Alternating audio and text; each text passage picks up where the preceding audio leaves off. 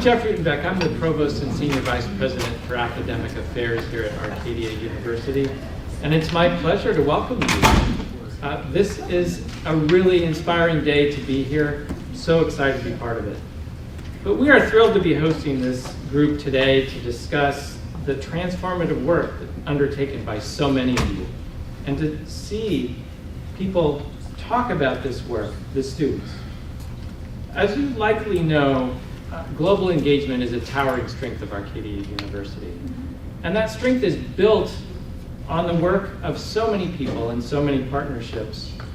I want to call out just a few folks here at Arcadia that are driving this work now today. Though I know that it's been more than a decade in the making and so many names that we could include. But I want to just call out 4 specific people here, faculty who are part of the latest phase of work. Augusto Makalala, Kim Dean, Ellen Skilton, and Tran Chow. Kim is here tonight. Each of them embodies the expertise and commitment required to do this groundbreaking work. And their efforts continue to transform not only education abroad, but education right here in Pennsylvania. I would also like to acknowledge the integral members of this project, including Arcadia graduate Joseph Merlino and the rest of the 2021 PSTEM team for their colleagueship, collaboration, and leadership. Joe earned a Master of Education at Arcadia and has worked in tandem with Arcadia faculty members for the past decade on this and many other similar initiatives, transforming countless lives. So we are honored and immensely proud to have you all here. Welcome.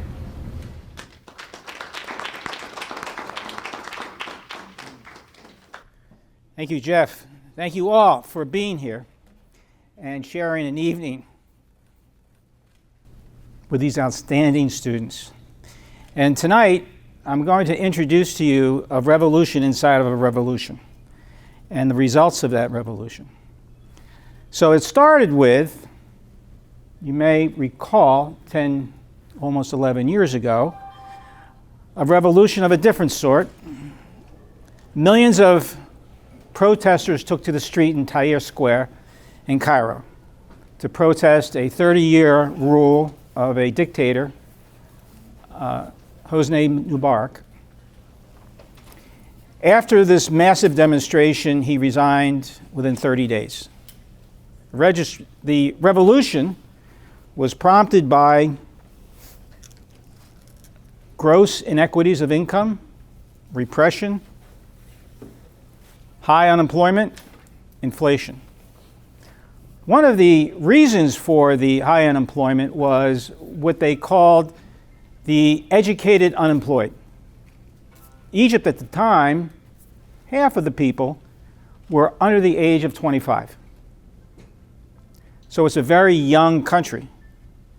So you had a situation where folks were frustrated. There was another revolution happening because of discontent with the education system.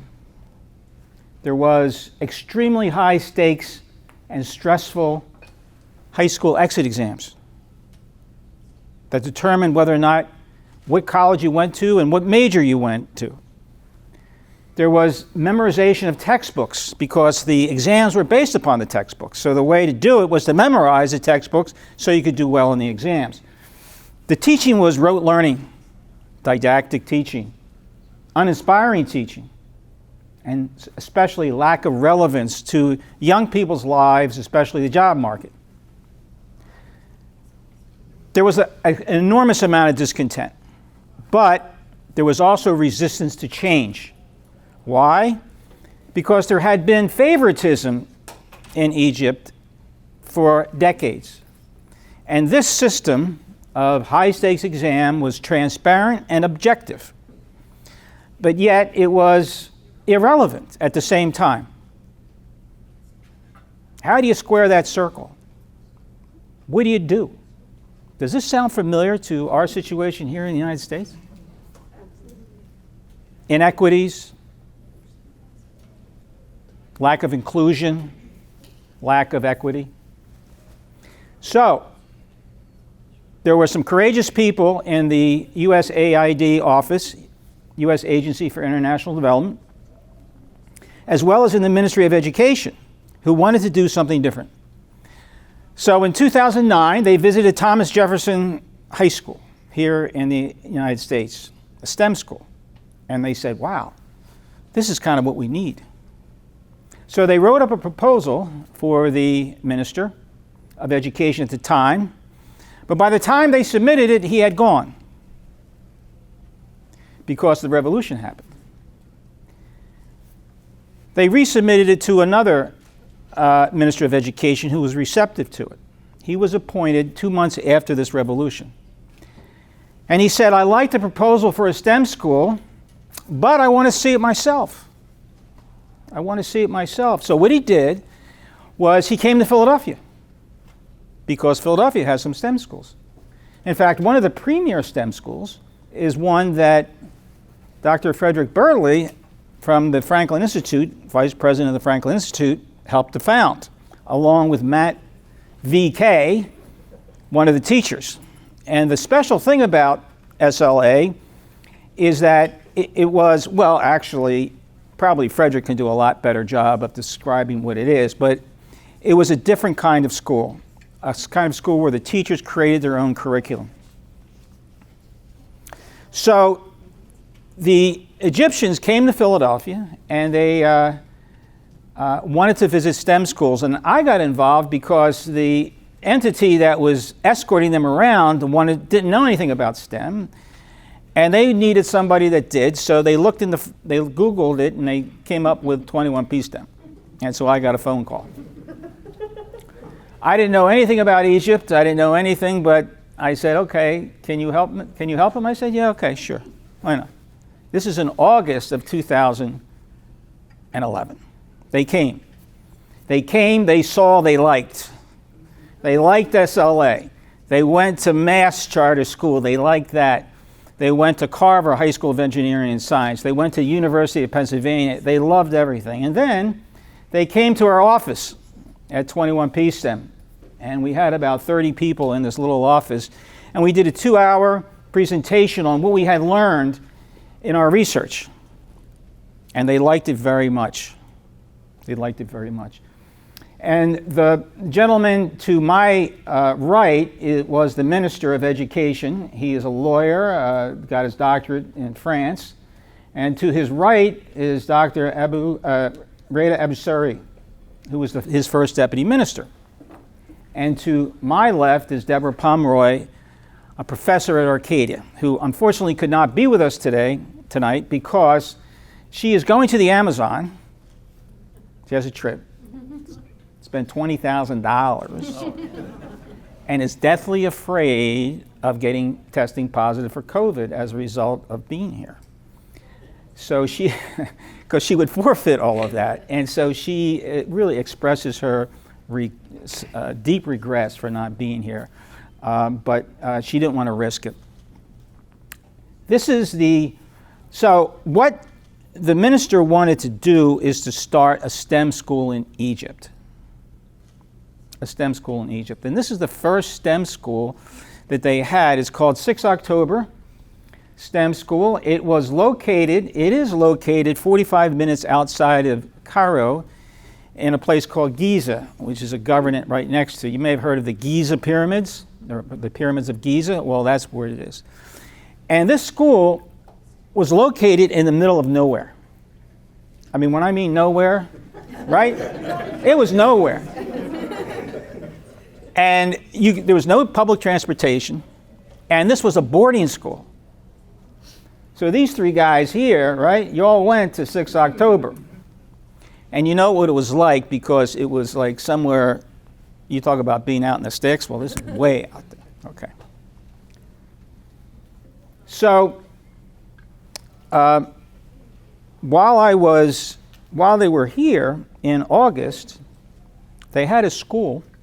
It was all set up. They didn't build it. It was another building that they repurposed.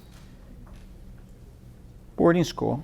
So I asked the minister, I said, you're opening a school. I said, that's good. I said, do you have a curriculum? He said, no.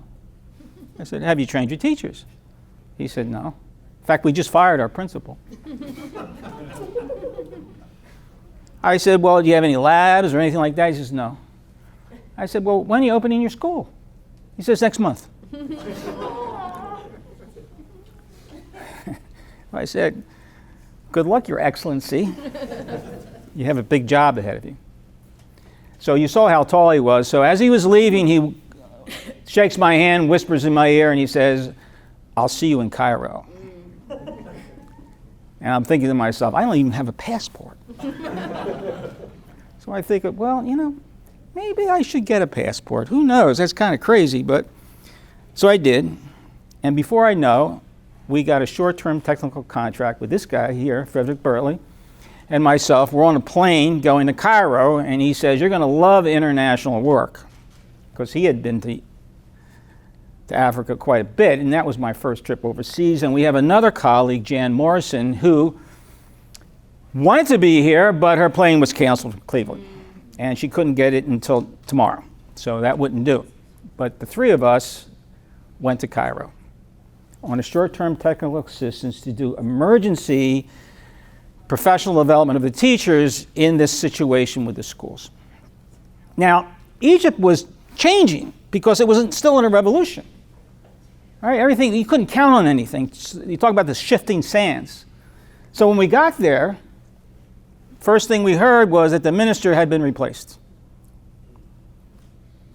Oh, okay. Now what? All right, so we were taken to the school, and his deputy minister, Rada, we're sitting in the principal's office and waiting for Rada to come in. So we're waiting there, wondering, what are we doing here? And he opens the door with a big grin on his face and says, welcome to the dream. And we're thinking, welcome to the dream. We're out in the middle of nowhere here. We got no correct. But he had a vision of changing things for the better, because he knew what it was like. He was an education professor, and more than that, he was a man and is a man of high integrity, of moral rectitude, of vision and commitment. And he's still with us now, leading this project. And that's what it takes to make real big change, is that level of commitment, which he is, which he has demonstrated. So the very first thing we did when we got there and we were relating to the teachers is, go to the previous slide. Yeah. Is I asked the teachers of 6 October STEM School is to describe their vision for the future of their country. After all, they're in the middle of a revolution. We don't know what's going to happen. The army was in charge. Martial law was declared. So what's going to happen? So we asked the teachers, what would you like for your country? Then we asked them a second question, what do you want for your students? What kind of life, what kind of aptitudes, dispositions, knowledge do you want for your students? So they described some things, habits of mind. These might sound familiar to you if I were to ask you this question, such as demonstrating ability to think independently and creatively, preparing students scientifically to be proficient, valuing having self-motivation, self-direction, lifelong learning, and getting into college and getting a job. I think if I asked you this question of your students, you'd probably say something similar, but they said something else that was very different. And that was, we want to foster the development of socially responsible leaders with a consciousness and eye towards a more contemporary Egypt, solving the future while addressing the largest grand challenges. That was it. Here's the thing, too. The schools were exempt from all exams, all standards. It was a completely blank slate. What do you do? What do you do? So we said, that's the cornerstone for the new schools. That's going to be the purpose of the schools, to solve the grand challenges. And if you step off a plane in Egypt, you can't help but notice them, right? You've got pollution, recycling problems, you got arid land, you've got a lot of sun and not a lot of recycling. Overpopulation, traffic congestion, if you ever tried to walk the streets of Cairo, you know what I mean.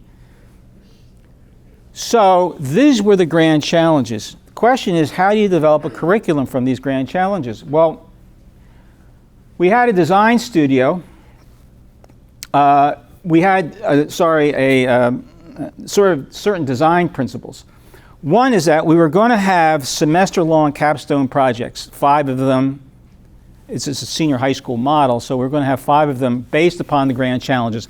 And they were going to be worth 60% of the grade in grades 10 and 11. And Jeff McClellan not only helped with the principles, but also helped with the capstones, because his school, MC Squared STEM School in Cleveland, Ohio, was based upon capstones. Yes? Yes. Okay. And we also had some other folks to help with the capstones. We had semester-long scope and sequence around, if you're going to solve grand challenges, biology was not enough. Chemistry was not enough. You needed all of it together. How to do that. So I'm just going to go through it very quickly, but we basically, on each semester, we had a theme for how we organized the curriculum. And if you ever saw a rug, the warp and woof of a rug, vertical and horizontal, we had biology every week that we taught, but not every day. We had chemistry every week, but not every day, math, etc. The whole point is that math, and Pam Tice knows because she's a math teacher back there, math teachers can be very tough. Right? Right, James? But you're not tough. You're a nice guy. But the idea of mathematics was that it was going to support the rest of the subjects. And all of the subjects were going to point towards the grand challenges. So we had this coherence with the curriculum, like a tapestry that we put together. Okay? This is very hard to see, but this is how we aligned it. We did a lot of work on aligning the curriculum. Next one. And what you see in this alluvial diagram is how the different subjects tied into the other subjects from one semester to the next. Okay? Now, if you really want to get into this, you'll have to wait until our book is published, because we get into this a little bit more.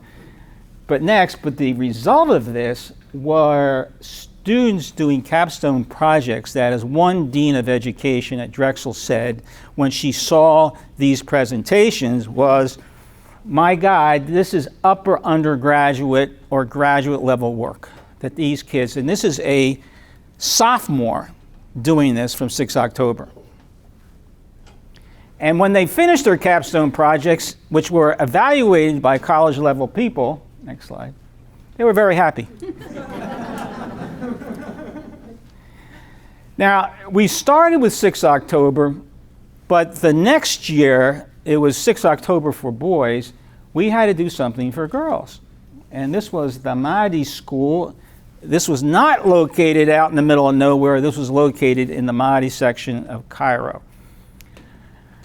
And as it turned out, these girls were winning international competitions like they had never done before. In fact, they were beating the boys. And they were winning first place at ISEF when they had never done that before in their category. So much so that one of the girls who came in first place, Yasmin Mustafa, NASA named an asteroid after her. President Sisi had dinner with her and said, we're going to have one of these schools in each of our governance. There's 27 of those governance. And so right now we're up to 19 STEM schools, and by September we'll be up to 21. And at the end of this presentation, I want to talk to you about phase 2 of the project, which I think is going to be yet at another level that has never been done before. So with that, I'm just going to show you a short 2.5-minute video of our Mahdi school and the girls there. This was produced by USAID.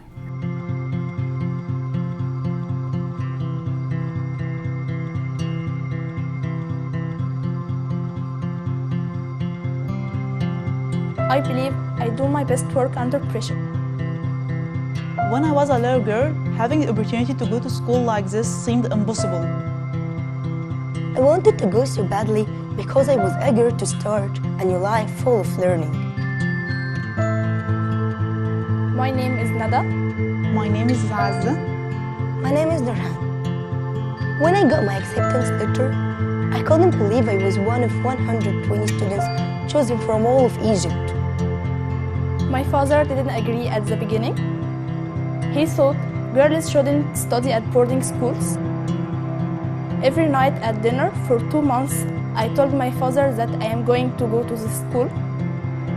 He said, "No, Nada, you are not." It was not a normal thing in my family for girls to live away from home. They did not believe that I could stand alone. I challenged myself and succeeded.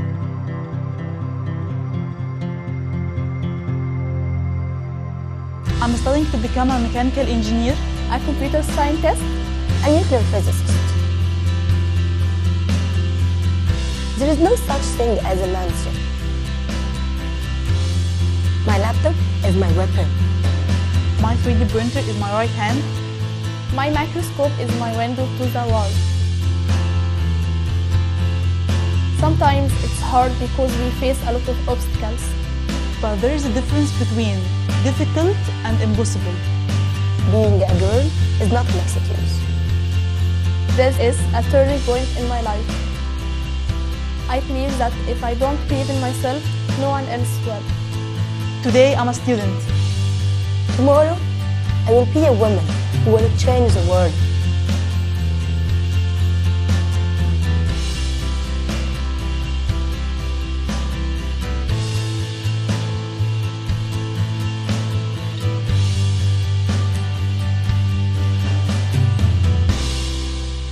And now it's my pleasure to introduce you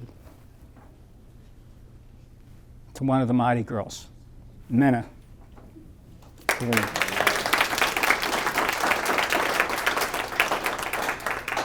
want to? Should I introduce everyone? Yes. Well, let me try to introduce them. Okay. So Mena is from the Mahdi schools, and these three gentlemen, young men, are from the 6 October school. And this is Ramadan Ibrahim, who is attending St. Louis. By the way, all of these students are attending U.S. colleges or universities. They all have full scholarships. Ramadan is going to St. Louis University, Washington University in St. Louis, studying educational policy. He's in his senior year, and he just got accepted to Harvard's master's program.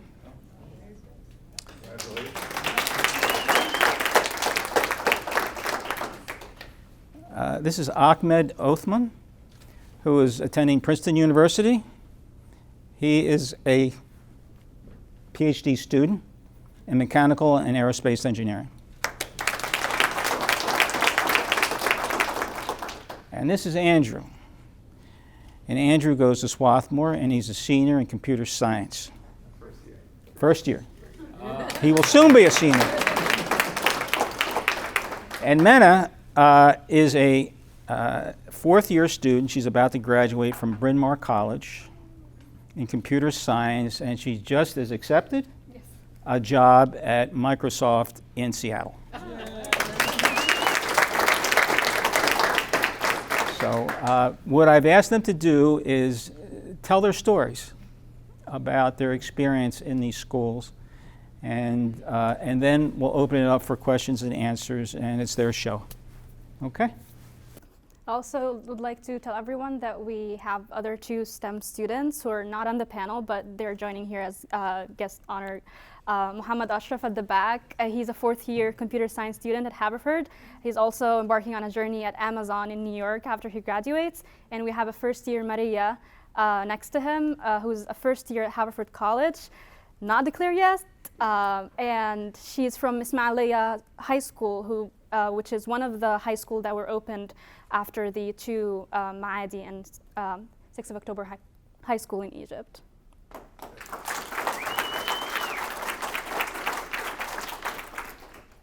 Okay, so I just want to give a layout of what we're going to talk about. Each and every one of us decided to tell their own story, but we have a structure. We're just going to start about pre-STEM, what we were doing before STEM, and just going to talk about our STEM experience, and then our US experience, and then our future plans, which Mr. Joe told you about.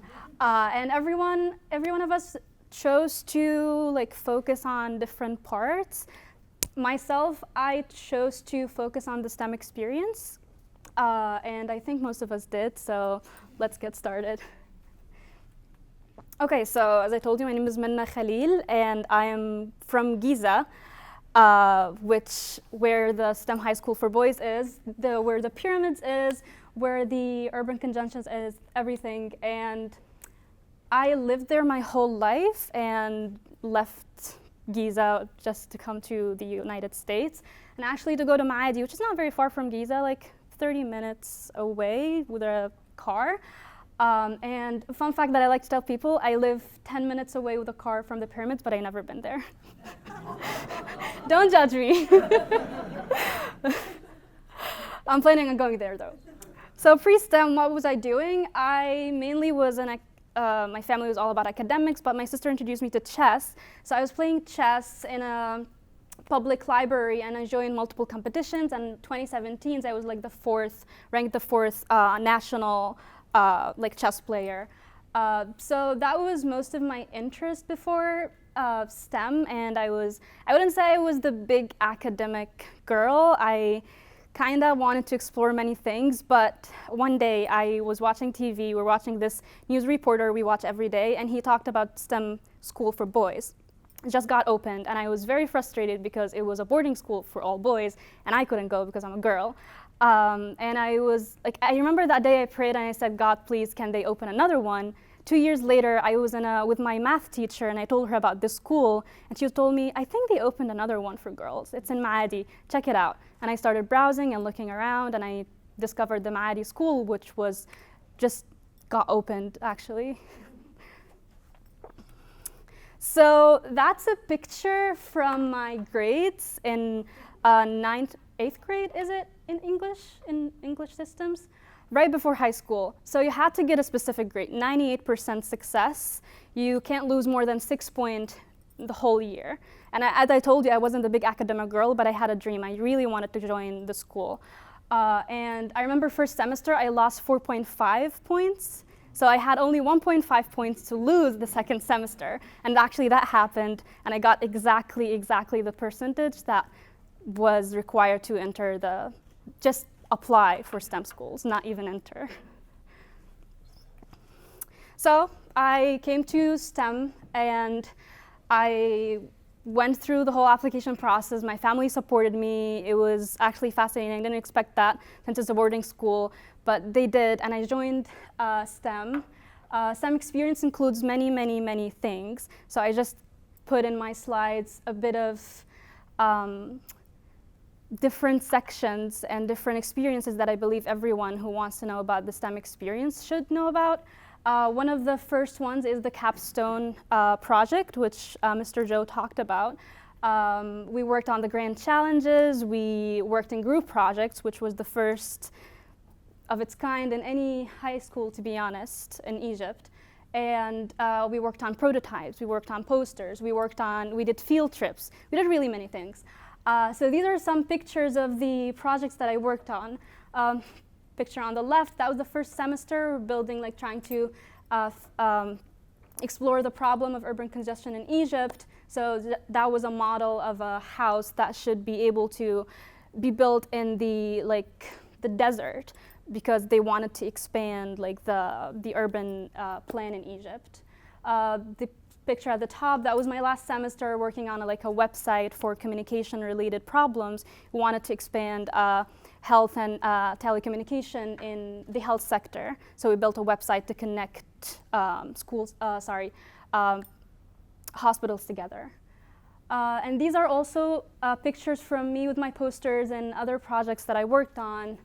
That was like an energy project. We tried to explore, can we use piezoelectricity to work on sustainable energy problem in Egypt. And the last one, which was the one that influenced me the most to be a computer scientist, was when I started working on programming and Arduino. It was my second year, and I worked on sensors like moisture sensor in the agriculture sector and whether or not we can save water in the agriculture industry.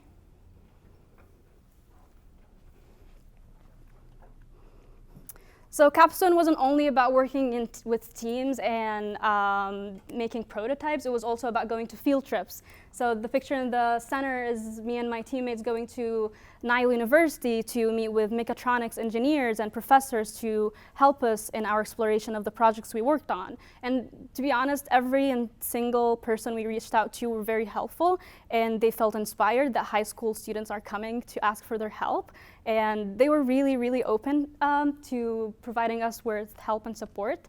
And we had also group field trips that was organized by our high school. So that was my class, us going to, I think it was a factory, a water factory in Cairo. And on the left we were, I don't remember. That was 7 years ago. The next part was evaluation. So we had different engineers, professors, experienced people come visit us and ask us about our projects and evaluate it for us and help us in the grading process and also in understanding more what we're trying to approach. So that was a math teacher who was one of our evaluators, and I think he said Steve. Yes, he came and was one of the evaluators for our energy conversation project. So our evaluation really composed many people. We had sometimes people from outside Egypt, sometimes people from universities across Egypt, and I really enjoyed knowing people from evaluation because they were always also friendly, and they tried to understand what we're working on, and they were also inspired and impressed all the time.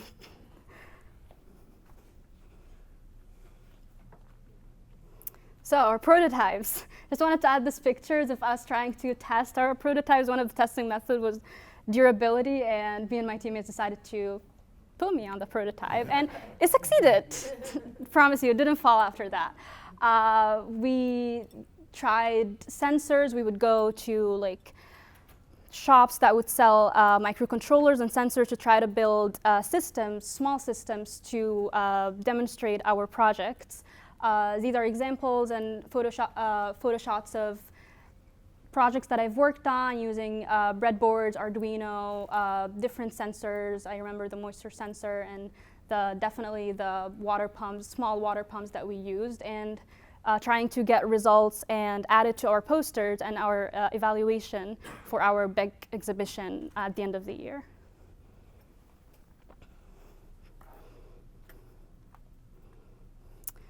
So as Mr. Zhou talked, we tried to not always be in the only in the classroom. We tried to go outside the classroom. So we would join competitions such as ISIF. I joined ISIF, I think, second year with my project for agriculture and water conservation. And that was pictures of me in ISIF with my teammates, and just standing there waiting for evaluators to come and talk with us about what we worked on and what are future plans for our projects.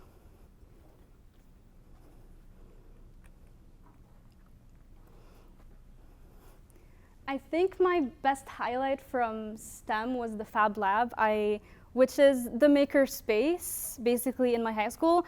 I've never seen or heard about like Fab Labs or maker spaces before I joined Maadi. And I spent most of my senior year in the Fab Lab, and I wrote a lot about that in my college applications. I tried to learn things like 3D printing, laser cutting, and I noticed that in my community at Maadi, a lot of students didn't know how to use them, and there wasn't really much help with instructions on that point. So I took on I really enjoyed it, so I took on learning it, and then I would help students with their prototypes for their projects to design and basically produce things with the 3D printer and the laser cutter. So I spent a lot of time there, and I really enjoyed it. And one of the other things that I enjoyed was, as I said, technology, Arduino, and coding, and also that lacked in my high school. There wasn't really a coding class or something. And when I tried to use that for one of my projects, I didn't find people to help me. And that gentleman in the picture actually was an engineer that I reached out to in a maker space in Cairo, and he helped me. He helped teach me. And then he volunteered. I asked him to volunteer or help volunteer organizing a coding class for girls in my high school, and that was the small cohort from girls that joined the class. And afterwards, even after I left, he joined as an evaluator for my high school. So I've seen girls after I graduated tell me, remember that engineer who taught us coding? He came back as an evaluator for our exhibitions. So yeah, there's some kind of community and connections between people, even the people who come and help us in high school.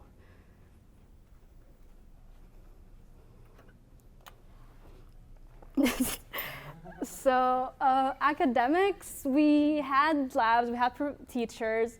Academics were kind of, I would say, hard, at least for me. We had a lot of things packed in small semesters. I would say my highlight was the connections I made with my teachers. We were very, very, very close to our teachers. We would think of them as brothers and fathers and uncles, really that close. That's a picture of me trying to skip class and my teacher is come back. And you see there's a pattern, that's not even me on the second picture. So okay, you have a hoodie. So we were really close to them, and even now after we left Egypt and went to the US, they would connect with us and ask us how we're doing. And when we would go back to Egypt, we would go back to school and touch base with them and meet them. So I think that was definitely one of the highlights of my Maadi experience, the connections that I built with my teachers. I've never talked to someone from before, a teacher that I had before high school. That's the only connection that I had with people in Maadi.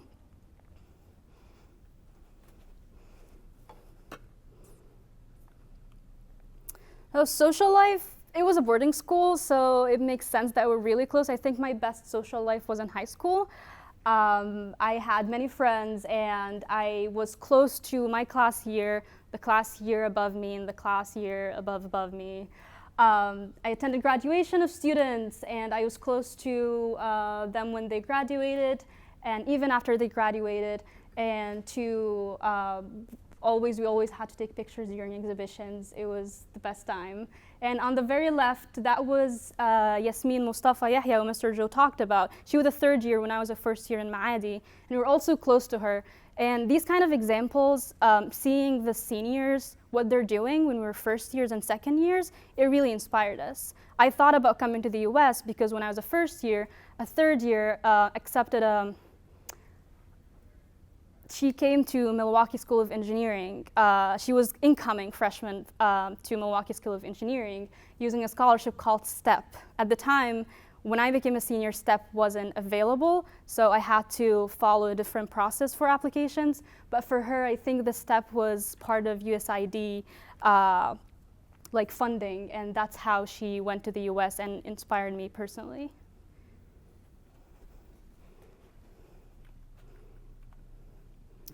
So that's the picture of my class here, last day, graduation day.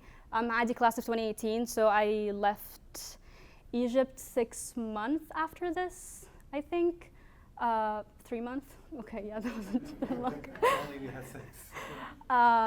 So that was 4 years ago, and we were 120 girls per class, so isn't really much, but now I think the school's been open for like 10 or 11 years.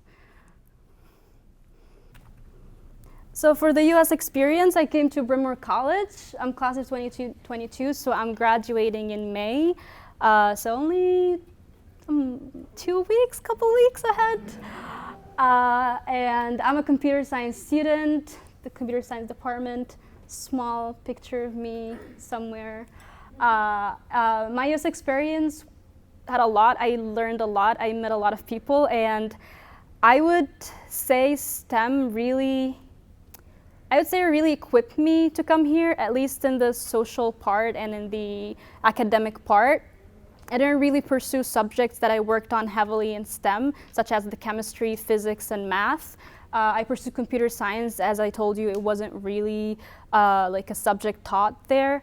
However, the idea of independence that I gained in STEM and the experience that I had there, which was mainly about challenges and obstacles all the time, it equipped me to come here and really help me tackle anything that I find myself in. Even in the US, I tried to meet with fellow students from STEM. In the picture, we're in hackathon, Georgetown University. Mohammed on the right is the one sitting in the back. On the very right, I was in Chicago for an internship as a data science and machine learning intern with a startup. As I told you, I was also always trying to connect with STEMers. Even in the US, as I told you, it was always a tight-knit community. Wherever we are, we feel like we're home to each other wherever we are, really. I would visit them in Princeton, for example, Ahmed in the picture, Ramadan and my friends in Florida trying to spend a good summer together. And I also built a community in Bryn Mawr College where people really accepted me as who I was. Definitely it was a struggle to build a bridge, but I tried. And as future plans, as Mr. Joe said, I will be joining Microsoft as a software engineer this September in the headquarters in Redmond, Washington. So I'll be living in Seattle starting this September, and I don't know till when, basically. So yeah, that's me.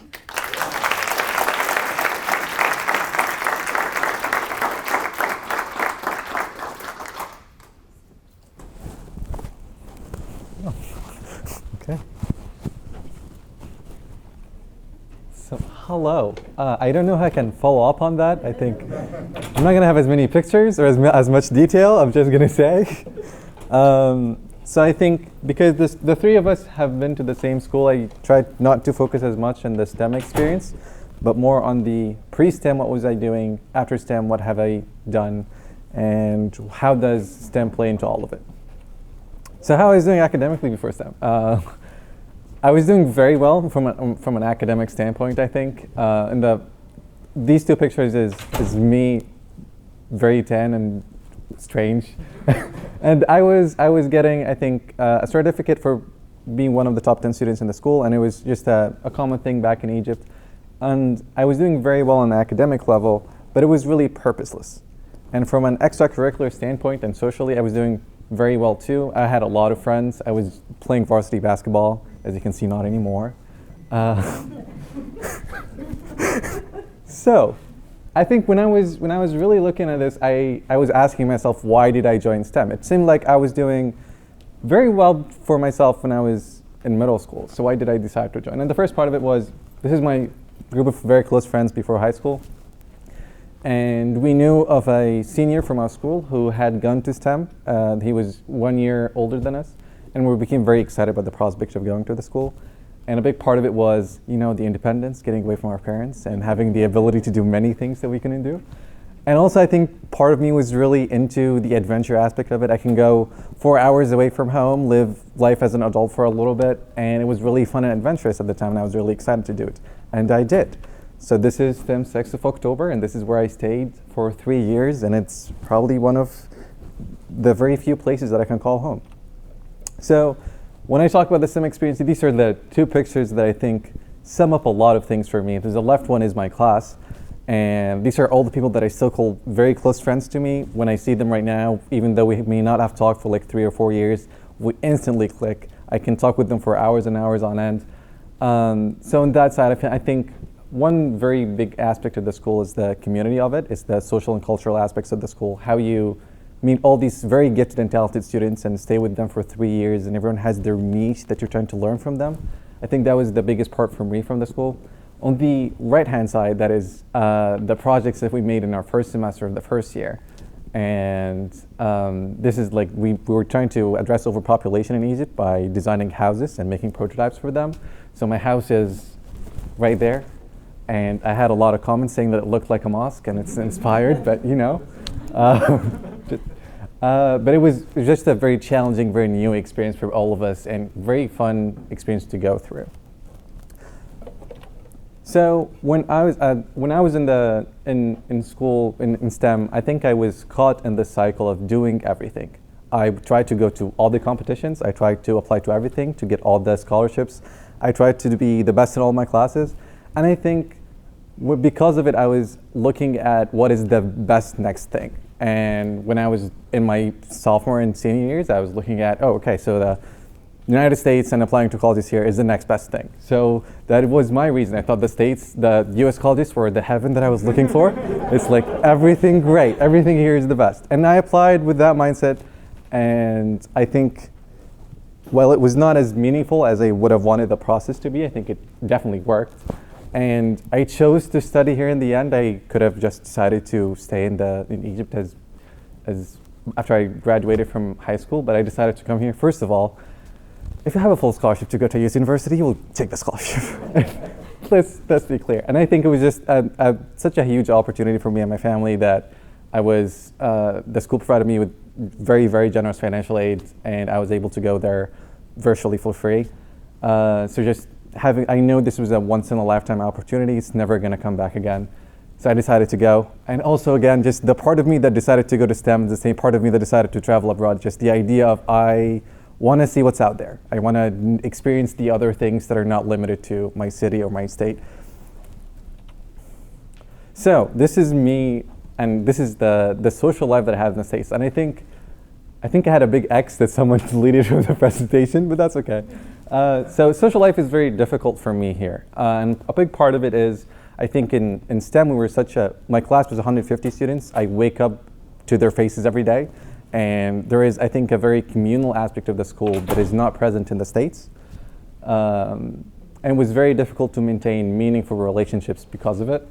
So I think this was me, peak social life with knowing 4 people. So yeah, I'm not saying I'm alone or anything. I'm just saying it's very, like, a lot of my friendships or relationships are not as deep or as meaningful to me as my relationships with the STEM students in Egypt.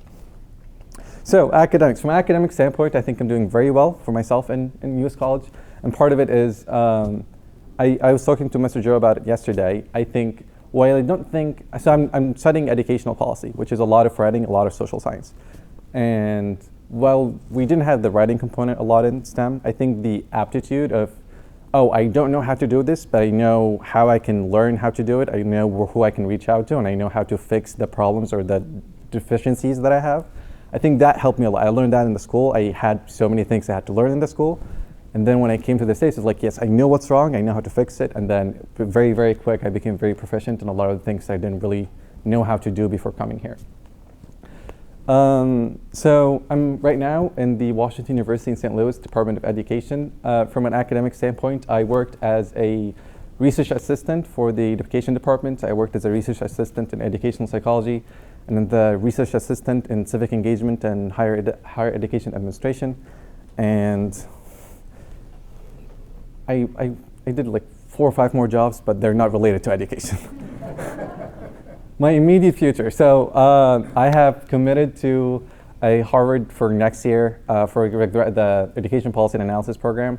So that's going to be my 2022-2023 year. After that, I think it's very fuzzy. I'm not sure what I'm going to do. There is a scholarship at Harvard called the Arab Republic of Egypt Public Service Fellow, and I got the scholarship, but I still have not decided to take it yet. But if I do take the scholarship, I'll have to go back home and work as a public service person for 3 years or 2 years. So yeah, this is how my plans are looking, but definitely grad school. And then Ahmed.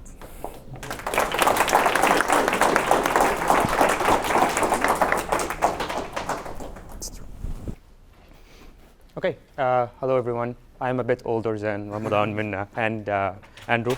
So I was the third ever STEM cohort. Our cohort didn't really see how the STEM education would end up. Like when I joined, the seniors were starting their senior year, so they had no idea what's going to happen after. And as Joe said, they were exempt from all the standard examinations in Egypt, but on the other hand, the standard examinations in Egypt are what gets you into colleges. So if you're not taking the exam, you don't really know what's going to happen to you. So I think pre-STEM, same as Minna and Ramadan and probably everyone in the school, you are academically gifted. You have to get the 98%. It wasn't a big of a challenge back then. You can get it. You apply, you get there. But I think the main reason I decided to apply for STEM was like, at some point, you get fed up with it. Okay, everyone is academically gifted. Everyone can do the same thing. Well, what's next? What can you do? So I decided it was really by chance. I was getting my final grades from mid school. I will go there, and there's like this big poster about this very random school that I didn't hear about before. It was like the school has been there for 2 years, and they say if you have more than 98% and you want to apply, please do. So I mean, just having like 99.9% or something, I was like, okay, now I have to apply. So I applied. I got into the school. I go visit. So I live in Fayoum city, which is like this heart-shaped place in Egypt. It's like an hour and a half from Cairo. And everyone outside of Cairo always hear about like, oh, all the resources are in Cairo. So you want to go and see if that's true. And it's true, but at the same time, everyone is in Cairo, so it evens up. So I go there, and I thought I was going to Cairo, where like everyone lives, and it's like overpopulated. And it's just like everyone says, once you go to Cairo, you're not going to be able to catch your bus. But I go to the school, and it's literally in the middle of nowhere. And our car like gets stuck on the road, and we're like, okay, how do we leave from here?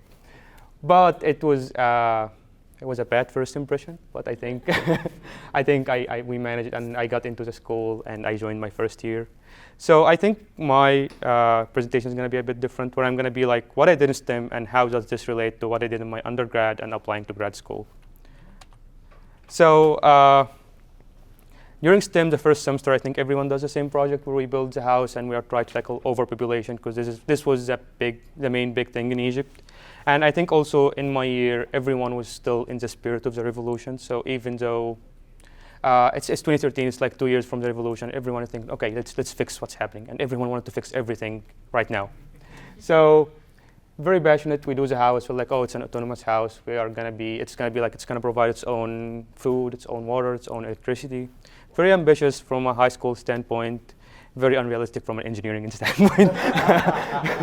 But I mean, looking back at it, I had to like dig these stuff up. These are like 9 years ago. So I'm looking at it and I'm like, that's super unrealistic now.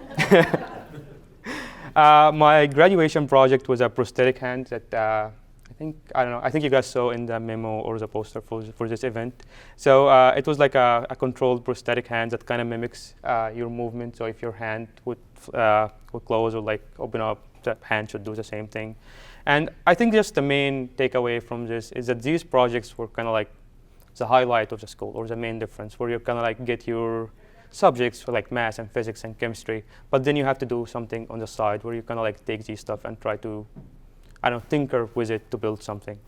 And well, since we already have the projects for the school, it wasn't really difficult to apply for competitions in science, since you have like half the work done already.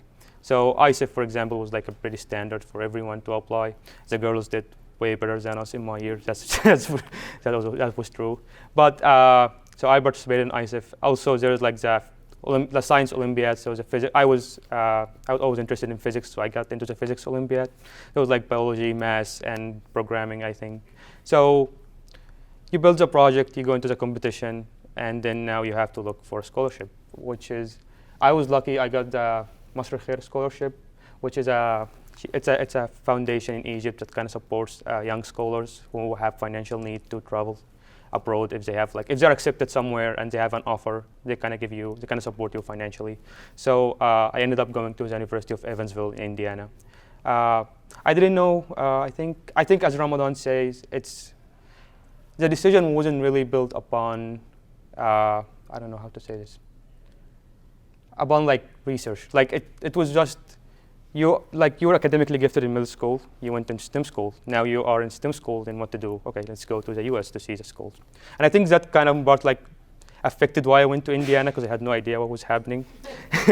So I ended up in the middle of nowhere again. So I was in Evansville, Indiana. It's a very small city in southern Indiana. Maybe before this, so just like to reflect on my undergrad experience. So first of all, you get the culture shock. And I started college in 2016, and 2016 was a rough year for this country, where there's a lot of political change going around. And being in the Midwest during this political change is definitely challenging. Also, on top of this, so the scholarship I got was a scholarship from Egypt. So it was providing an amount of Egyptian money. So you get like, let's say 100K Egyptian pounds per year.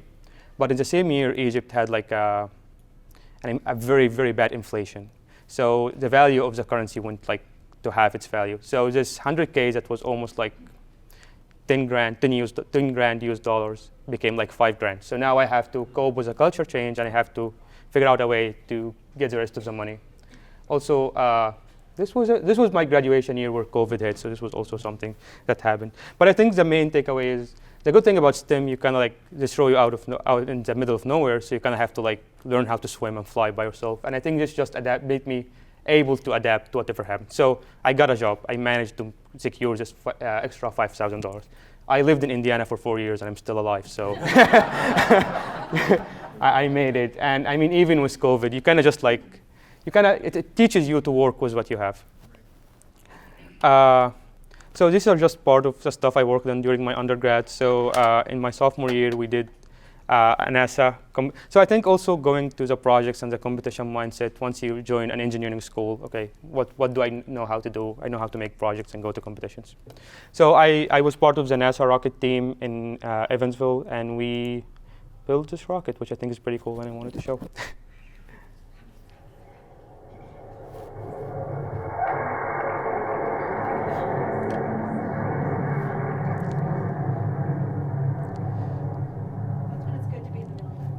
You can do this kind of stuff. It's crazy. But yeah, we flew this like half an hour from the school, and it was fun. So this was like a competition that NASA hosts every year. I don't know if they still host it or not, where you have to like design a rocket that can go 3,000 feet up with like a fragile payload. So our payload was like a raw egg, and we had to go 3,000 feet up and come back down without destroying the egg. We actually managed to do it, which is very impressive. So the picture in the middle is my senior project, and it was like a Mars rover competition, where they have a track in Alabama, I want to say. I think it's in Alabama, in the Space Center there, where they have like a track that simulates Mars, the Mars surface and atmosphere, and you kind of have to like design a rover that can kind of go and has humans in it. So this is my senior team, and we were just having fun at this competition. I also was part with the SAE Formula Car during my junior year, which was also fun. So I think these are just the kind of projects I was involved in during my undergrad. Okay, let's try to move. So I graduated in 2020. I wanted to go to grad school, so I got accepted into the University of Illinois in Urbana-Champaign. I spent 2020 and half of 2021 there in the PhD program there. Then I transferred to Princeton University in January of 2022. What I'm working on right now, so I'm a member of the BAM lab, which is a bio-inspired adaptive morphology lab. And what we work on mainly is bio-inspired designs. So we look at nature, and we try to think of how biology can inspire engineering, and how engineering can inform biology. I think this kind of like multidisciplinary research we can really see it from the previous project. Like if you look at those, this is a house that has agriculture, biology, chemistry, energy, and then even for the hand, this thing has like biology, communication, coding. So I think the idea of multidisciplinary research kind of stuck with me, where I'm doing like space and aerodynamics and cars, and then you go into like biology and design and aerodynamics. So I think the idea of multidisciplinary research or multidisciplinary work, where you have to like connect things to each other, kind of just stay with you, I guess. So my work mainly is looking at birds and how they fly. And so birds are very agile. They are very impressive. If anyone knows about aerodynamics, birds are like miracles. Like, we know how they fly, but the things they do, you just can't replicate. So our lab, or my work, focuses on like trying to learn as much from nature and then apply these things to engineering airfoils. So this is like, my project is basically applying a feather on top of an engineering wing and testing how this feather-inspired flap would act. So I think this is part of like a mental experiment I was involved on that I think. So what happens is these feathers don't really do anything until you go to a certain angle and then they start moving. And this movement is not, it's passive, it doesn't require energy, but at the same time it helps stabilizing the wing as it goes to like very unstable conditions. So this is my PhD program. I'm a second-year PhD at Princeton now. I have 3 more years, and I think that's pretty much it.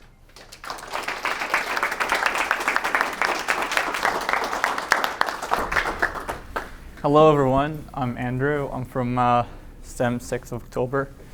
This is me standing in front of one of my posters for my capstone projects. It was about communication when I was a senior. So I'll pretty much talk about the same stuff that these guys talked about first, but I'm gonna put more emphasis on my pre-STEM stage. All right, this was my school, and it's in a very, very, very disadvantaged area in Cairo. This is me there on the far left with a certificate. Yeah, it looked cuter back then. With a certificate for creating some sort of a television that works by unfolding like a piece of paper. And I was like the small genius or and I was always, my personal experience in this place is that I used to think locally all the time. I go to school, I open my notebook, I take notes, I go back to home and I start memorizing everything I studied. And I keep doing that. I kept doing that for like 6 years. So I become able to get better grades. This is what rote memorization means. It's just memorizing for grades. And actually, if you ask me about anything that I studied after the test, I have no idea how to answer you.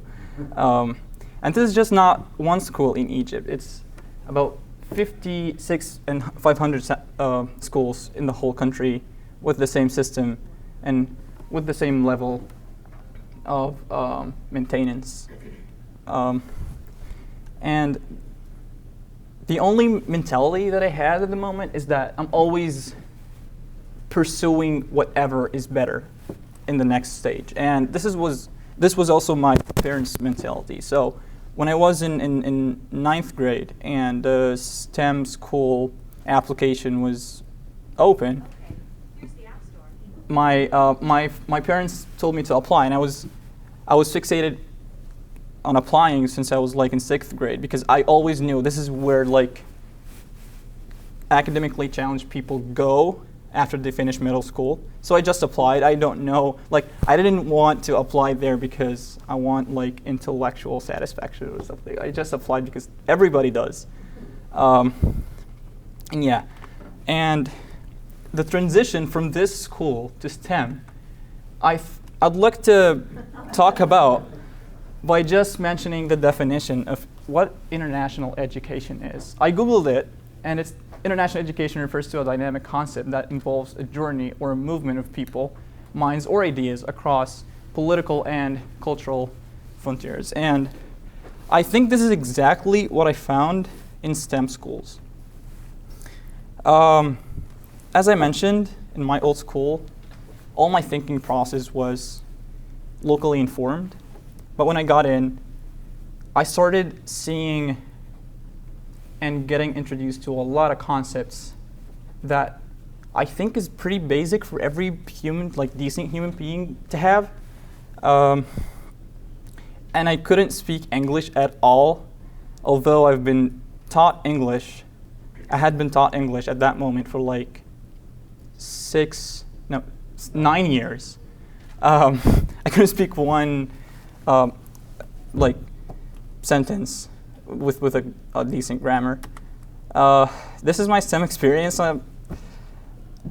I feel nostalgic whenever I look at these pictures because when I got admitted, I was so hungry to see more because I was always wondering if this is how my life was going to be. Like, just go to school, memorize, and go back without even understanding. Like, I wasted 9 years of my life, and I'm a middle school student. I don't even know how to live. I don't even know anything about anything. Like, I can do some algebra, but yeah, that was it.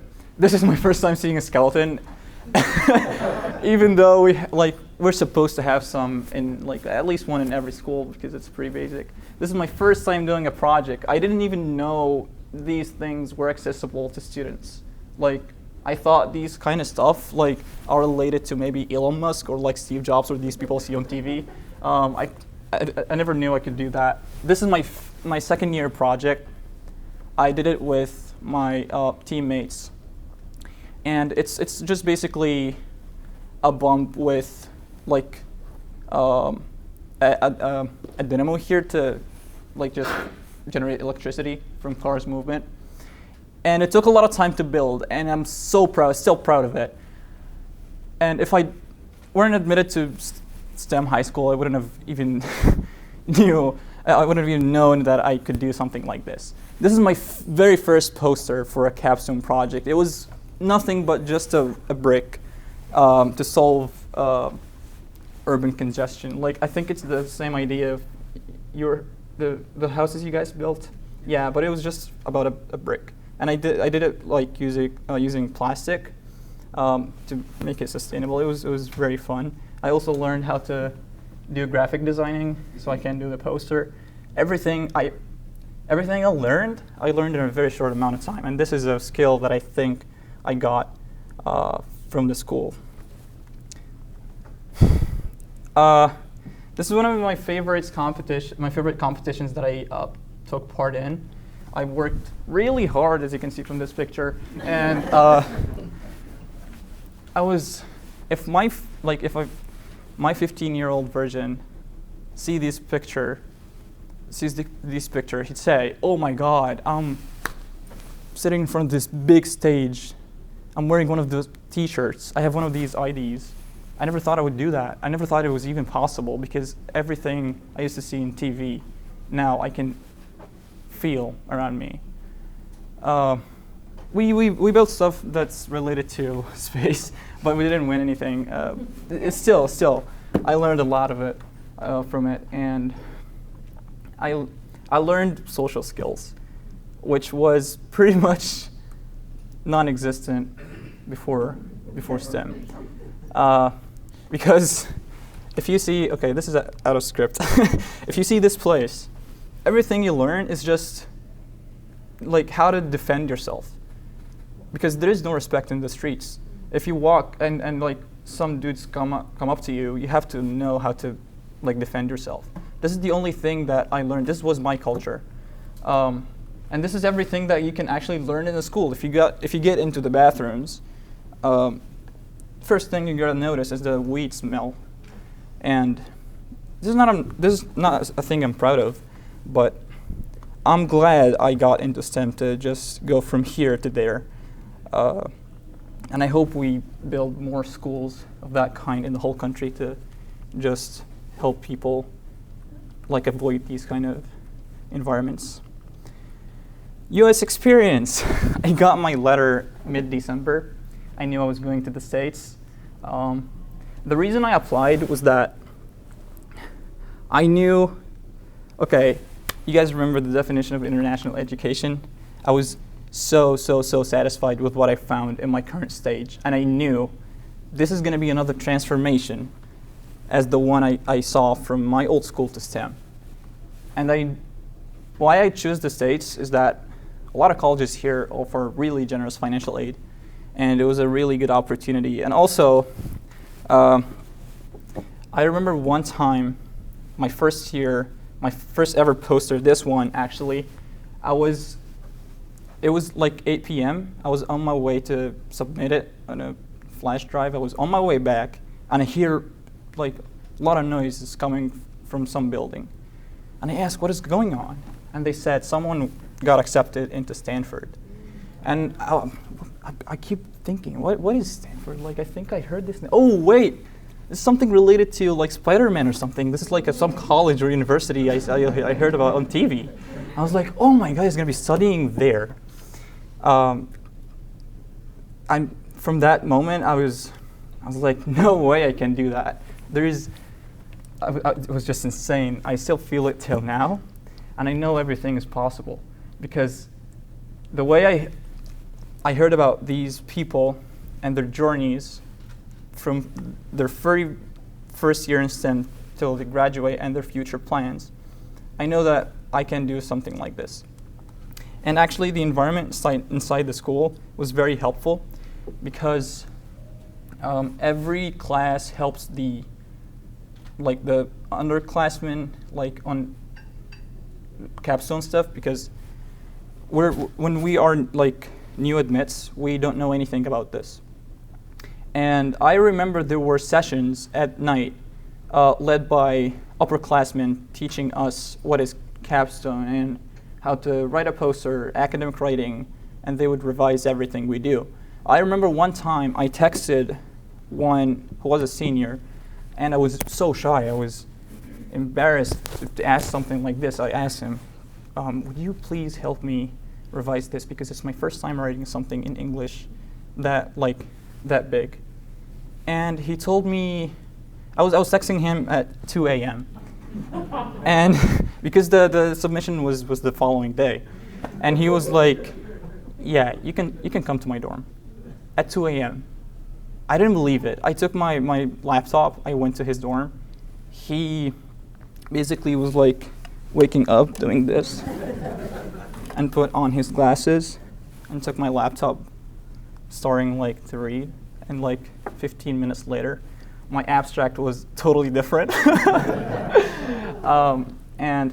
This is something I'm really grateful for, and I don't think you're gonna find it anywhere else, except for a school that has, except for a boarding school that has residents. And yeah, a lot of situations like that happened. And when I grew up, I became in this position where freshmen would ask me to revise a lot of stuff, help on college applications, and I would delightfully do it because of what I received before. I got into Swarthmore. I was planning to study engineering, then I changed my mind to CS. I'm still a freshman, so no pressure. So I'm still figuring out. I'm still very, very, I still have the mindset that I need to go better. What is the best next stage? How do I feel about it? And I think this is everything I have, so I'd like to finish this presentation with a quote that Steve Jobs said during the commencement speech in Stanford 2005. He said, "Stay hungry, stay foolish." And this, I think, what informs my whole educational experience from my old school to STEM to the US. Thank you, everybody.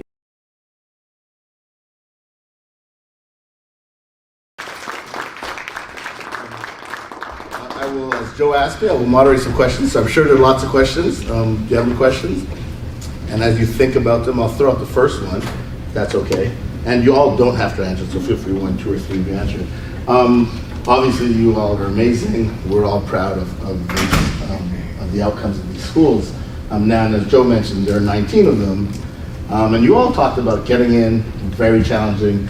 And of course, you all are gifted. All of your colleagues are gifted. All 125 of the students in each school are the cream de la creme. So one of the questions is, as we take these schools to scale, because I think one of you mentioned, how many more can we have? Can we have them all over Egypt in all 27 governments? And we're working towards that. How do you feel about the transferability of these schools for folks, and I hate to say this, but just might not be as talented or as gifted as you coming in? So the ones who didn't get the 99th percentile or 98th percentile, do you all think from your experience that these schools can work for pretty much everyone, and this can be a great model to solve education overall? So it's a tough question. And I also remember two of you talked about, a lot of work in a very short period of time. And, you guys have high aptitude, so you're able to take that challenge on and perform. So in summary, your experience, do you think that these schools are transferable for all kids, or do you need to be gifted to benefit from these STEM schools? I think the model itself is definitely transferable. It's not the issue with the STEM model as much as, I don't know, this might be valid for Egypt only, but Egypt has limited resources and we have to acknowledge this idea. So when you have two schools, you can get the best teachers in these two schools, you can get the best project evaluators, and you can kind of like, so I remember in my years, the resources were all focused on us because we were only 150 of us and like 120 girls. But then you move on to like 4 schools when now you need to have the second best teachers. You move to 20 schools, you need to have. So I think the model itself definitely can apply. I don't think the 99 percentile really applies to anything. Like you're in middle school, like it's not being academically, it doesn't really matter. The best, like whoever got the highest grade in middle school is not the one who got the highest grade in the school.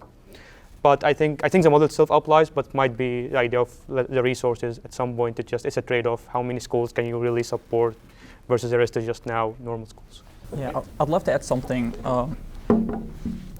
So it's not a matter of like how many schools we can build, but it's more of how can we make it more accessible to students who didn't have the opportunity to get in, although they needed to and they applied. Of course, we can't change every single school in Egypt to a STEM school because some people still don't want to learn. So we can just make more of it to make it more accessible. And I don't think it needs a lot of funding because I think it's self-sufficient because like students help each other. Maybe the equipment that might need some money for building a new school. Other than that, it's not as hard, I guess, in my opinion. And also, I think there is a need to get more schools because in a conference, the president's, Sisi, the president of Egypt, he said something that I found really unsettling. It's a fact. He created a standardized test for college students, and I think like 300,000 applied to it, and only 111 passed this test. And I think STEM prepares one to think globally and know of the standard skills and basics that you might need to pass a standardized test, so we can compete like on the global level. So this is one reason why we should build more of it. Thanks. Great. Yeah. Great. I think I agree with Ahmed and Andrew, but I think it's not only about building STEM schools, but it's about preparing the people who can be in STEM schools. For example, teachers and even the board members like staff or even the president of high school. My experience in Maadi, my senior and second year, I had a very, very bad principal that impacted me personally, and it made me at some point hate my STEM experience.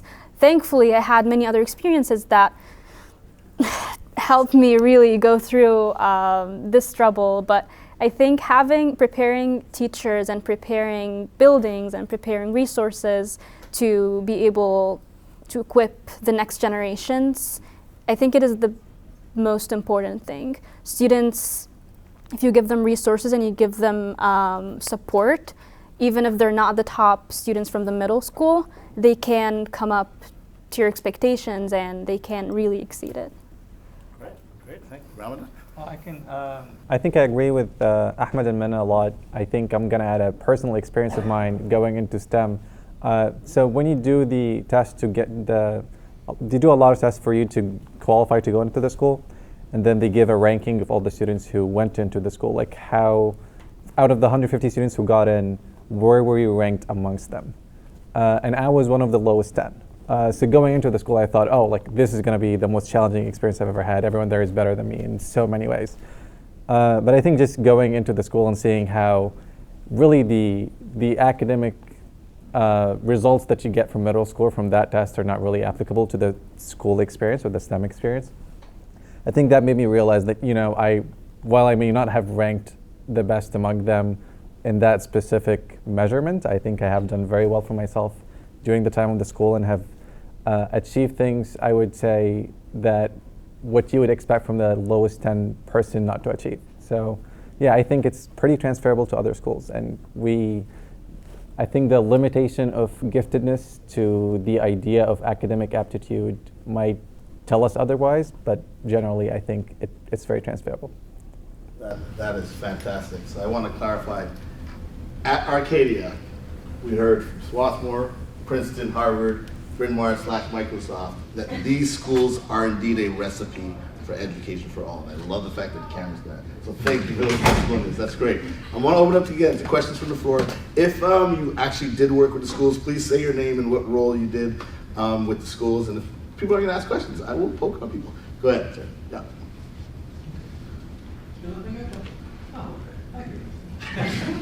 First of all, I would just want to say how inspiring each of your stories were. It's always interesting to me to hear what people's... Who are you? Oh, sorry. I'm sorry. My name is Michael Kozak. I'm a professor at Drexel University in Philadelphia. I work with Egyptian professors in the universities on developing the leadership diploma courses. I also work with Dr. McClellan over here and others working with the principals of the STEM schools and the deputy principals. So kind of a dual role or roles that I have there. And your stories are inspiring, and I think that everyone, both probably in Egypt and in the US, can learn from that. So my question to any one of you is this. You've had experience in Egypt, you grew up there, that's your home country, you have experience in the STEM schools. For those of us who are working from the US, who are working with Egyptian either STEM schools, the principals or the teachers, and or the universities, what areas would you recommend that we look to focus upon? What specific experiences or knowledge have you gained that you think we can work with our Egyptian counterparts to better the situation and the systems for the students who are still in Egypt? Can I take it? Okay. Yeah, I will. First thing, and I think is the most important thing, is the training that the teachers get. Because I'll be honest with you, I haven't seen that all of the teachers who taught at STEM schools were well equipped to do so. Let's just not use well equipped, but not well trained to do so. And the fact that some teachers have to live on campus because it's a little bit far from their home might cause a little bit of inconvenience to teachers. So I would say if some other residence, like hall or something, became available to them, that would be really helpful after training, just to make it better for them, because it's really hard to be far from family and live with students on the same campus. Yeah. So just to clarify, thank you, but just to clarify, professor or teacher housing, that's not the same housing as student housing, so maybe they can bring their families as well? Is that No. What I mean, the priority here is to train the teachers better, get a better training system. Also, just like as a peripheral to it, is to make a teacher specific residence halls. Yeah. Thank you. Frederick, Anybody else want to? this might be a perfect segue to talk about our next phase of the project. Is called STESA, which is the second phase, which is to transform the teacher preparation program at 5 Egyptian universities in order to do exactly what Andrew said. So Augusto and we have and Kim Dean and Ellen Skilton, Mike Kozak, Lori Mager. Did I say that right? Who else am I missing? Is involved in creating 141 new courses in a 4-year undergraduate program as well as a graduate program.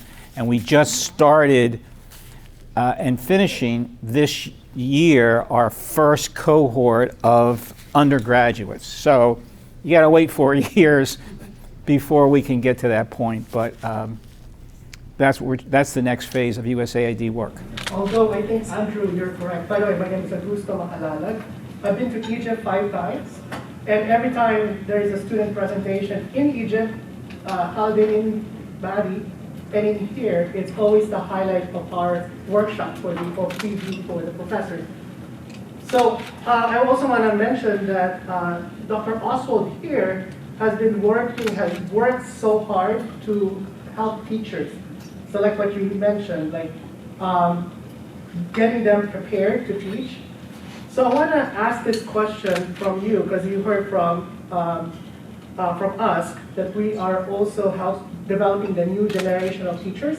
Because the problem that you mentioned is, as we increase the number of high schools in Egypt, there are not that many STEM teachers. So from your experience in the STEM high schools, what are the memorable things that the teacher characteristics, pedagogy, knowledge that you think are exemplar, that really awesome, that we should promote? And what are the things that, as we develop the new programs for STEM teachers at the universities, Ain Shams, Minia, Mansoura, Asud, and Zagazig, what should we think about when we develop those courses so that they'll be better prepared to be teachers in the STEM high schools? I think there are two aspects to it that I personally, like when I remember my high school teachers, I remember the most. The first one is commitment to a long-term plan. So some teachers, you can feel that they are 100% committed to helping the students no matter what. And some teachers, you just don't get the same feeling. I remember some teachers, they give us their personal phone numbers. They encourage us to talk to them. They help us with our college applications. They go above and beyond to help. So I think this kind of commitment, it transfers to the students to make them also 100% committed.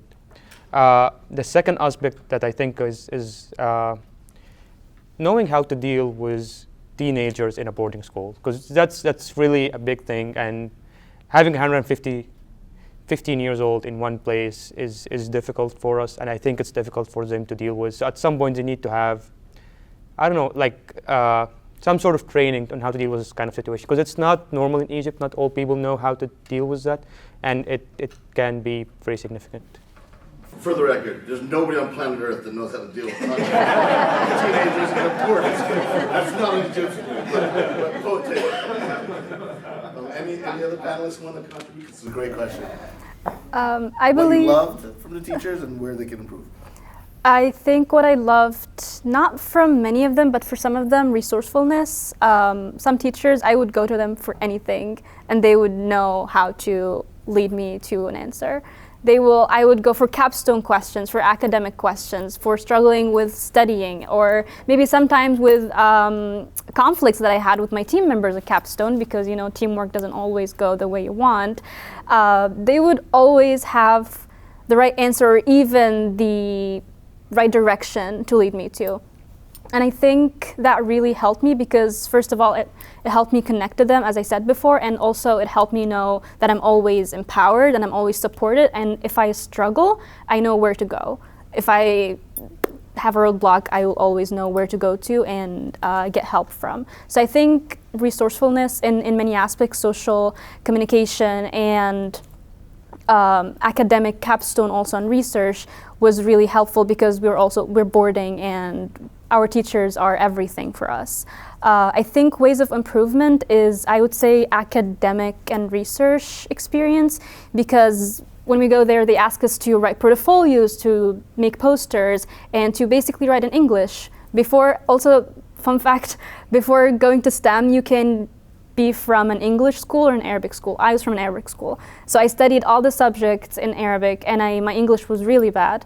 But when I joined STEM, I was like thrown in a pool, basically, not knowing how to swim.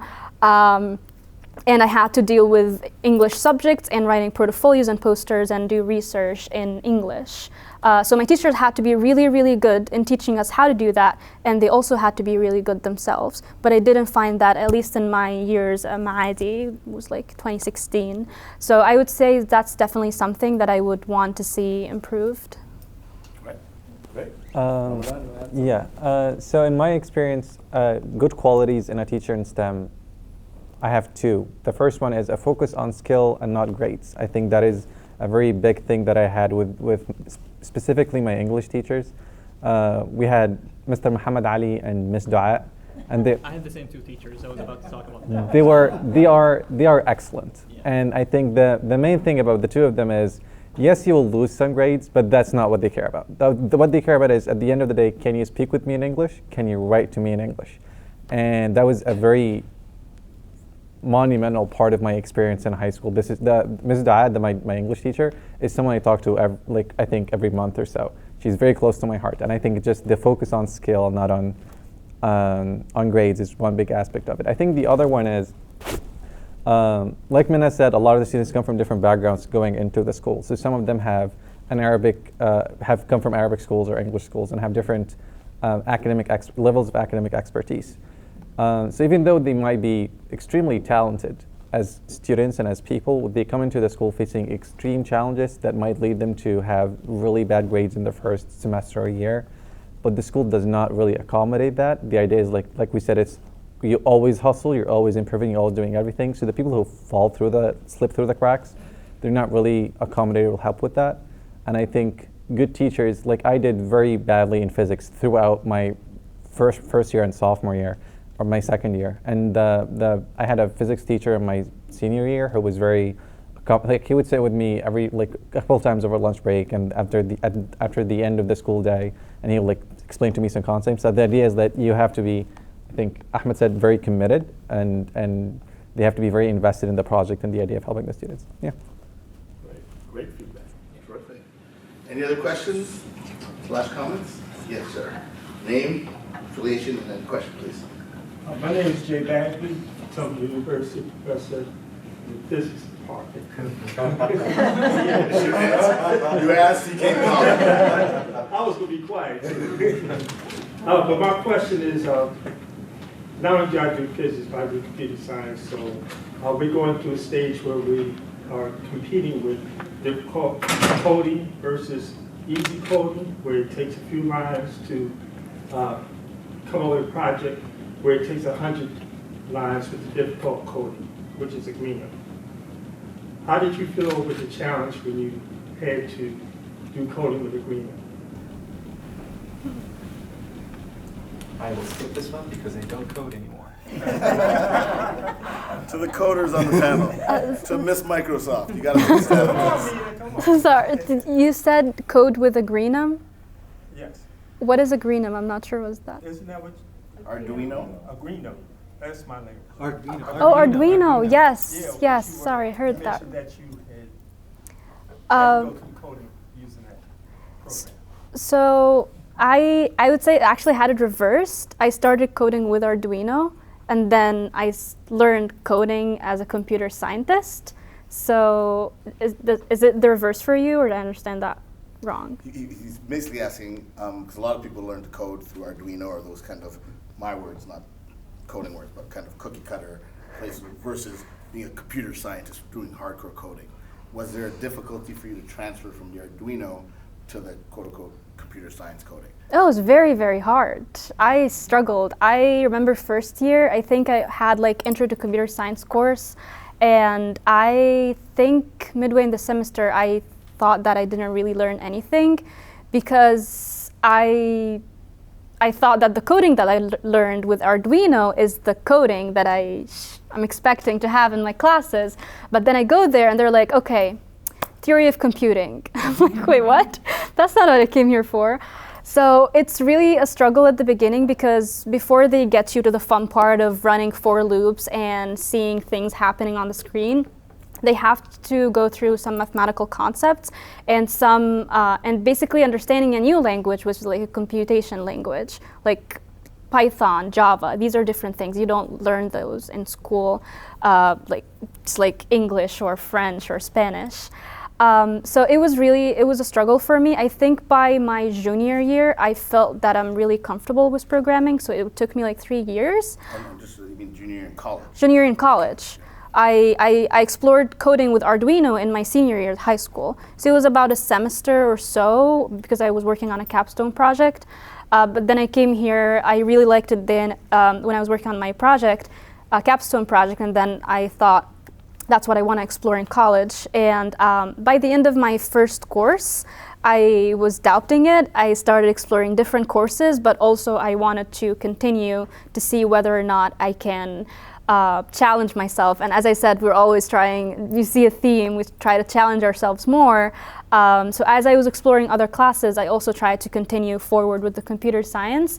And I think you need some time. You need some time with coding to know that you are able to really grasp it. And it took me about like 3 intro courses to feel that I'm really empowered with this new concept to me.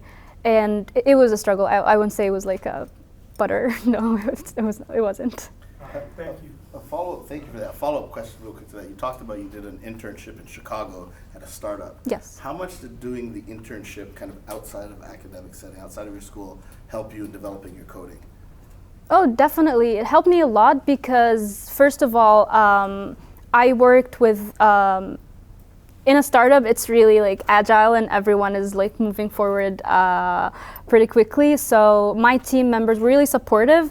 I think the support that I got from them helped me explore the industry world, because in my classroom it's always about computer science concepts and really theoretical, in my department at least, and Bryn Mawr College and Haverford College.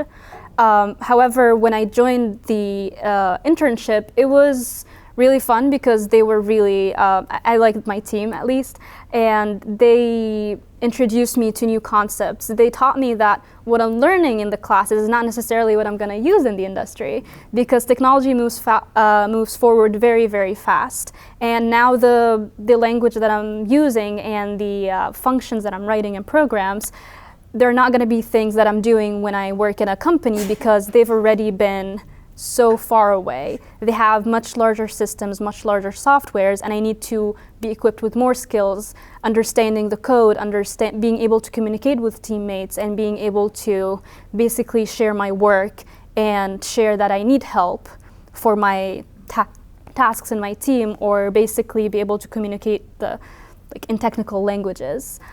So they taught me, like my internship taught me different things that what I had from my computer science department.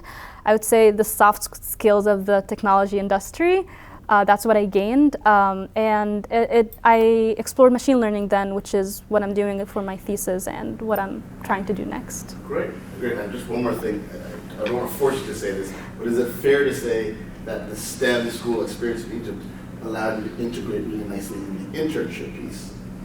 That's really hard because that's like 7 years. Yes. You want the yes statement? Not forcing, you know.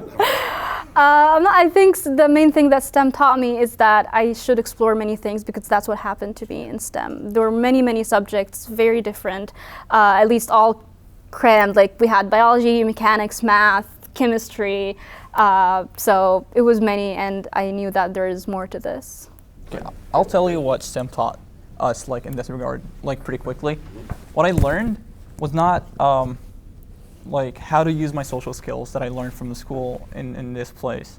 What I learned is that like I could like sit for like 6 or 7 or 8 continuous hours working on something because of how huge the workload was. And when I came here, that was not a problem to me at all. And I think when I worked with someone, because of how I worked in teams before, yeah, in some sense that would help because I know like how to divide tasks on each like person, how to communicate and how to get everything done before the deadline. That's a lot of, like, that's what we know now. And I think that's gonna make things easier before we start working like in real life and industries.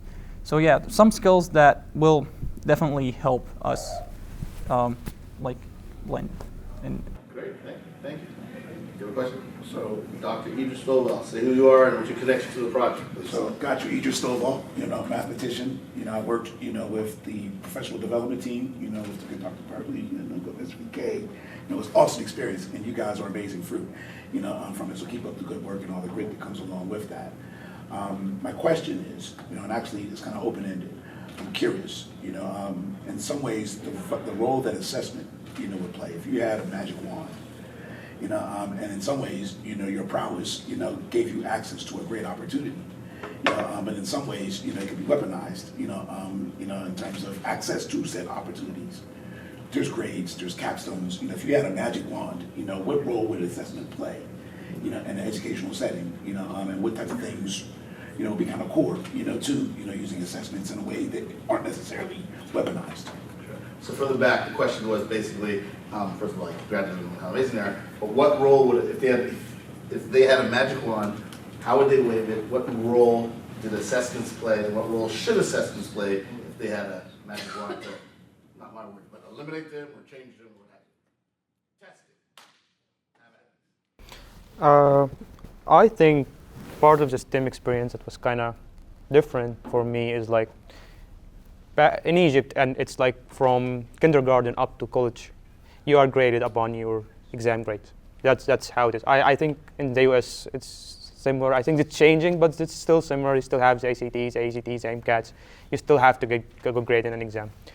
The good thing about STEM experience, it's kind of like, okay, now the project became 60% and the classes became 40%, and you kind of had to like shift your focus from I have to study for physics, no, I have to work on the capstone. And I think this magic wand thing is like you can shift the students' priorities from what you really want. Like let's say I'm a teacher and I want the students to focus on the practical aspect of the subject, and I would put more grades into this. But I think at some point someone needs to know what am I really trying to convey from this course, what I want the students to really learn after like 3 or 4 or 5 or 6 months. And basically teachers have this magic wand. They decide what the students will focus on. If my college professor makes the final project 100%, I'm going to focus on the final project 100%. If he makes it 10%, it's going to be 10%. Personally, my perspective is, and I think what Ramadan said, it's a skill-based learning. Do you actually get the skills needed at the end? It's not the exam, it's not the grade. It's really, if I'm taking a programming class, can I really program after I'm done? So I think that's the magic wand. If there's a way to assess the skill, not really the exam, not really, maybe that project is more relevant for my opinion, but I think teachers have this magic wand. They can really just like say, okay, students focus on this and they will. This is from like, I don't know how many years I've been in school now, but like, so, like I think that's my opinion. Great, thank you. Any other comments? One of you maybe want to add to magic wand, how you feel testing assessments? There's something that I am hesitant to add, but safe space here. Okay. I'm not sure if that's really relevant to your question, but if I have a magic wand, I would definitely get exams with like questions. When they have like the multiple choice, at least they're for the same question. Because there were some parts of the exam where you read the question and then the choices are for a different question. And that happened multiple times, and some questions would just give you numbers that wouldn't make sense to anybody in the school, even to teachers. So I would say if I have a magic wand, I would put more effort into creating exams that would actually test the academic knowledge in the students, and yeah, that's it. Great. Well, thank you very much. And we don't have time for any more questions, but before I invite the good Dr. Joe Merlino up, I do want to give our opportunity for our 2 students at the back. If there's a comment you want to add Your force colleagues did a great job, and I know you're here, I respect you here. Is there anything you want to add? I'm sure the audience would love to hear from you. No pressure, but if you want, just in case. Yeah, I'm just want to say that I'm so proud of you all. You did a great job. Yeah. No, yeah, they definitely did a wonderful job. That's the users, or yeah, they definitely did a wonderful job, and most of the stuff I agree with. Actually, all of the stuff they said. Yeah, basically, I'm also very proud of them. Yeah, well, absolutely. Inshallah, we will have many, many more schools and many, many more students like you all. So thank you. It's my pleasure to moderate this. I want to invite back the good Dr. Joe Merlino Thank here. you. So, shukran jazilan. And shukran jazilan is thank you so much. And thank you so much for attending here. I hope it was informative and inspiring. And good luck to you all, inshallah, as you go in your future. Thank you again.